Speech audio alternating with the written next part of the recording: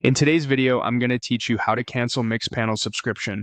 By the end, you'll know exactly where to go in the dashboard, what to look for, and a few practical checks to make sure everything lines up with your billing expectations.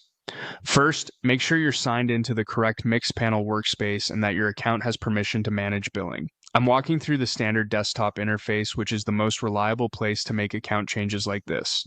Start by opening Mixpanel and looking to the bottom left corner of the screen. That's where the settings area lives.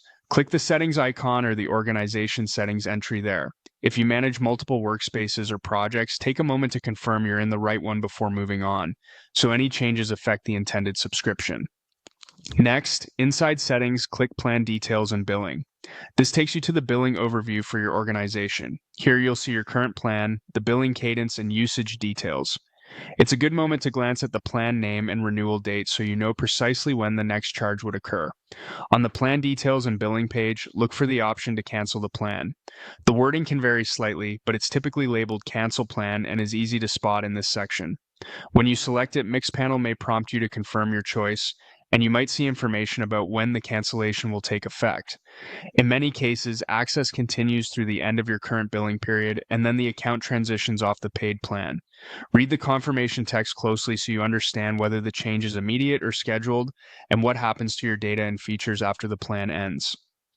If you need records for your team, consider taking a quick screenshot of the confirmation screen and noting the effective date.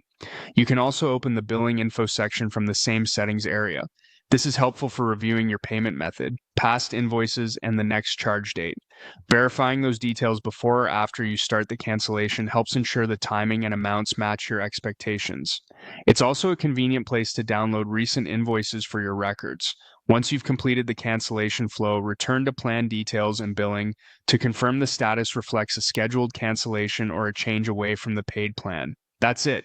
You've navigated to settings, opened plan details and billing, located the cancel option, and used billing info to cross-check your billing timeline and invoices.